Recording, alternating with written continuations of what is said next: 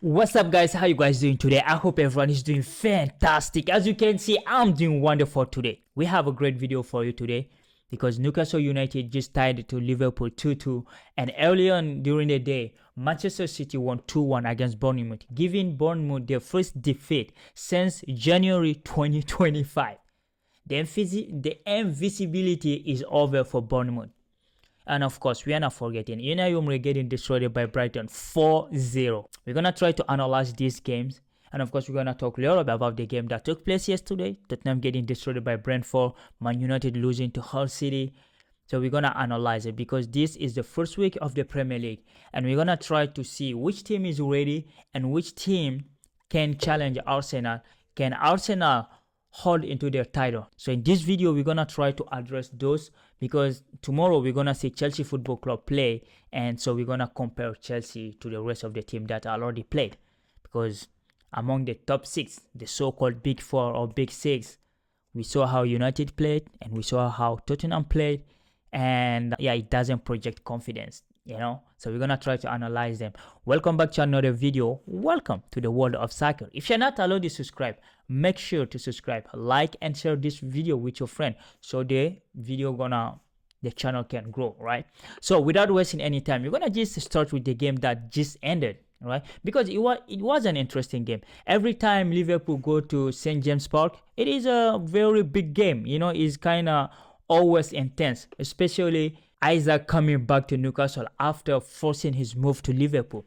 Every single touch he was booed. I think, yeah, he was useless. He was ghosting the game, right? I don't know if he was scared or whatever.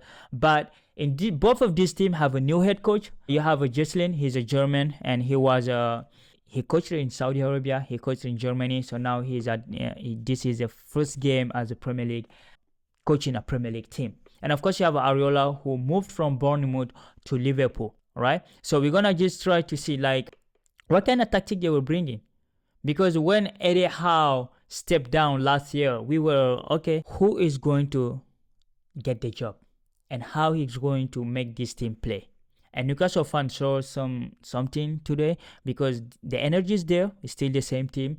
When they play home, they just bring the fight to you. They always attack.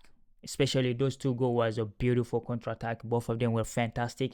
Like Liverpool consider in the transition, all right? And Areola, I think they need to work on that. Areola made a fantastic team out of Bournemouth, but it took him time to do that. And I hope Liverpool will give him some time because he's a great coach, right? And we already know how good the Spanish coach are. So overall, Newcastle played as usual, transitioning. When they get the ball, they go 4-4-4 against you. They're not scared of attacking. And Antonio Elanga was fantastic today. And of course, Wissa playing the number 10 role. I didn't know he could play there, but overall he was fantastic throughout the game. And of course, if you took a Liverpool team, Baker is there. Emile Jacquet, you saw Jacquet is good. He's really good. He's confident. He doesn't look like he's new to the Premier League. Van Dijk, I think that second goal is on him. But hey, it is what it is. Everyone is talking about Maguire right now. But for me, I think Van Dijk, I don't know why they keep comparing him to John Terry, Ferdinand, or company and stuff, because they're totally different kind of players, right? He always back up, right? And you have Kirkze and Jeremy Frimpong playing now. He's fit. We're gonna see what's gonna happen. And of course, you have a Soboslai, Gravenberch. So you just say, okay, this is the first time in the last 10 years that Liverpool are aligned a lineup without Alexander-Arnold or Mo Salah, right? Because Mo Salah left, and so we were thinking, okay, who's going to play in the left wing? And it was Ngoma, because he can shoot with his left foot or right foot, right? And of course, you have a Gakpo who scored a beautiful goal, and Florian Wirtz. I think Florian Wirtz will be that internal debate saying, is he flop or not flop, right? Because yeah, he's an exceptionally talented player. He's technical.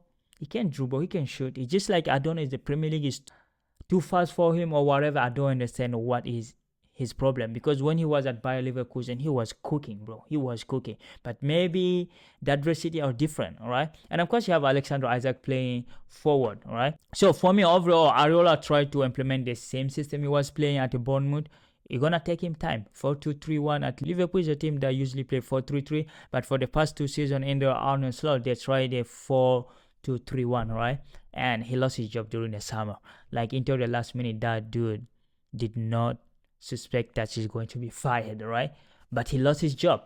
So a 2-2 draw, I think, is fair because the first goal was a very quick, lightning transition from Newcastle because Liverpool were attacking. I didn't understand why Gravenberch didn't shoot that ball. He tried to pass it and then they intercepted and they flipped the game on them. A counter-attack. Wissa, Anthony Elanga, and of course Usula, right? His name is Usula. Yeah, Usula. That assist was good. But Elanga was faster than Jack, and yeah, he took on Alisson Becker, couldn't do anything. It was a beautiful finish. You can go watch my Snapchat. It's the same thing, the World of Soccer. You will find that I framed it up because Snapchat doesn't flag your video, right? But overall, it was a beautiful, fantastic goal. The finish was on top. But hey, it is Liverpool, Newcastle United. Each time they play, like there is always a 2-2, 2-1. Like there is goals every time these two play. I don't remember Newcastle playing Liverpool. The game finished 0-0. I don't remember. So there is always big goal, especially if they play at St. James Park, right? So the equalizer come from a Gakpo in the second half because the first half Liverpool were like, okay, Harnage. You know, the Newcastle goalie had like 1 or 2 saves during the first half, but the second half, in the 55th minute, Gakpo scored a beautiful goal from 25 yards away. That sometimes that's the only way you can score against a team that defend as a unit as Newcastle United. So they equalized, but 3 minutes later, Joe Willock, another counter-attack, another ball lost by Gravenberch, and another transition for Newcastle United, and Newcastle United went on to score that goal in the 57th minute. So they just got equalized in 55th minute and they retook their advantage in the 57th minute. And from that moment, I said, okay, this game gonna be interesting because I don't know what Liverpool gonna do because in transition, they're not able to cope with them. Van Dijk always defend by going back because that second goal, he could have stepped up for to stop like Wissa. Every time Wissa get the ball, he's like a Messi dribbling through the player. That's not normal, right? Every time they don't lose the ball, the defender in Premier League, we like to believe that everyone is aggressive. But today it was like, yeah, Wissa get the ball, he dribbled 2 or 3 players. They are just around him, they are not going for him. And of course, and that goal for Joe Willock, it was a beautiful goal. Again, like he took the ball in, it's a counter-attack. Van Dijk did not close him, he didn't get a whistle, so he was just in the middle going back, doing nothing.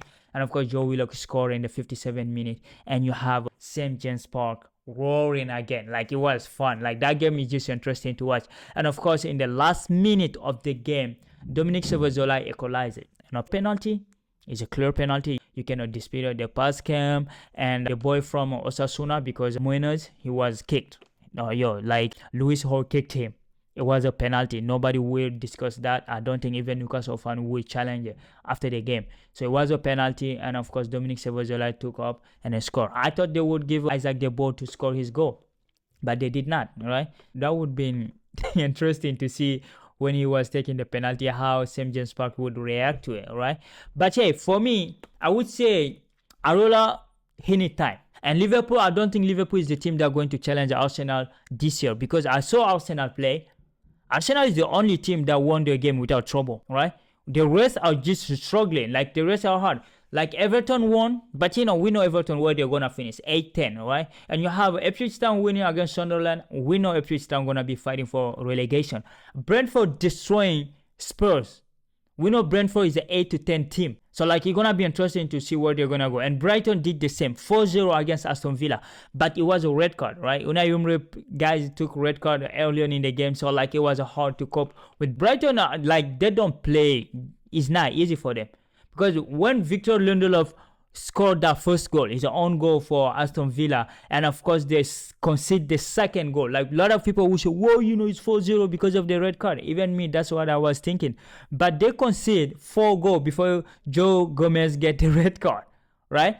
Maxim, the Cooper scored the second goal, 18, and you have Jack Heshold, who scored 2 goals, 30th and 31st minute. I don't know how you can concede back to goal like that in the space of 1 minute. So overall, it was a total domination by Brighton, 4-0, nothing to see here. So we're going to see them later on, because Brighton is that type of team. They're giving hard time everybody. It doesn't matter who you are. You play them, you have to play your heart out to win, and they're like a Brentford. So we're gonna see them. So that brings us to the next game, because I was watching the City game, right? I was watching Enzo Maresca do his thing, and I saw the new head after witnessing Vinicius Junior yesterday with Real Madrid with his new face, and we saw Erling Haaland without his long hair. I think he's tired being always targeted, because when he walk like that, you remember like when he walk with his long hair, or when people mimic him. So maybe he's tired of that. He just got himself a haircut, and I think, hey, as Ibrahimovic say, let that grow back. The power is in the hair, because he missed some chances today. Erling Haaland, in millions time, he's gonna score that, right? But he missed them. I don't know. Maybe as Ibrahimovic said, the hair is gone, the power is gone. He was asking me, did you lose a bet? Because he was calling everybody. He called Pep, he called like all his friends, right? To see their opinion about his haircut. And Zlatan Ibrahimovic wasn't playing around, right? But hey, the most important thing is that Enzo Maresca won his first game as a Man City head coach 2-1 against Bournemouth. He handled a team that didn't lose a single game for more than 20 games without losing since January. So it was an interesting win, because they dominated the game. They had more shot. It's 14-5 for a shot, and the domination was 64-34. But most of the game, that domination was useless. And the domination was concretized to something important only when Ryan Sharkey came into the game, and we saw the difference. Sharkey is a baller. Bro, you gotta respect Ryan Sharkey. He knows how to dribble. Technically, he's a technically sound. He can take a 1-on-1, 2 against 1. He's not scared. Those 2 assists were perfect. For Marguerite, the corner, Marguerite missed a sitter before that. Even Enzo, like, Haaland missed some sitter too. So like City missed some chances. Like it wasn't usual. Like to see, why are you missing? Why are you guys missing these chances, right? It was a strange to watch. They were dominating, but it was like, yeah, he's a Manchester City fan, know their team. But, they were missing too many chances. Phil Foden was like, okay, like Kovacic. It was like hard to watch sometimes, because, it just brings me back to when Chelsea used to dominate the ball, doing nothing with the ball. It just laterally going left, right, like doing nothing with it. But when Ryan Sharkey came on, he changed that, right? And the defender had to work more, like twice more, like to get the ball from Man City.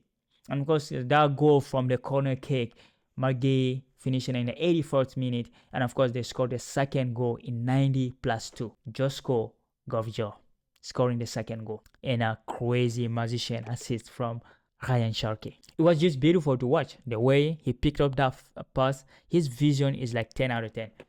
Today I was watching something about his little brother. He's in the Lyon Academy. Like he's that good. He's 14. Maybe gonna start for Lyon at 16, just like his brother.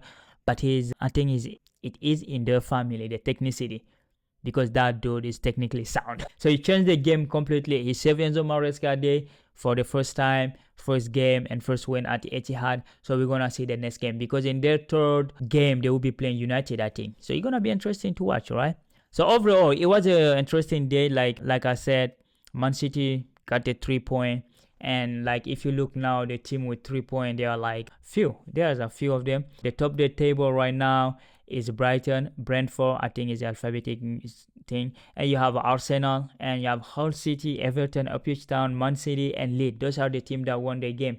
And of course, you have Newcastle United and Liverpool at 8 and 9 position, 1 point. And Chelsea still 10 points. We didn't even play. We still have a 0 point. We are in the 10th position. And you have Tottenham, Man United, Aston Villa. Wow, it's interesting. We're gonna see what's gonna happen, because this is just the beginning of the season. We're not talking too much, right? But we'll see what's gonna happen. But overall, this first week of the Premier League, if there is one thing we can pinpoint, is that Arsenal is ready. The way they played against Coventry, beating them with ease, is like, okay, I didn't see any other team play like that easy to take the point. But we're gonna see in the second game how those things gonna go. So overall, I'm just waiting for tomorrow when Chelsea play. Then I will take my Chelsea and then see to compare them with the other team to see where we are in this title challenge. Because I think Arsenal is here. Everyone else is like below, like 2 steps below. So we have to chase really hard to compete with Arsenal. But that, it have to be like after 10 games, we will talk about that too. So anyway, guys, this is what I have for you today. What you think about my analysis, and of course, what you think about Erling Haaland, new haircut, and of course, the Newcastle United Liverpool game. What are your thoughts? Share them below. If you watch until here, say yes, and we will see what's gonna happen. So anyway, guys, you guys stay safe, stay connected. We're gonna be there after Barcelona game. We will be there to talk about the result with PSG and Barcelona. So you stay safe, you stay connected. Peace.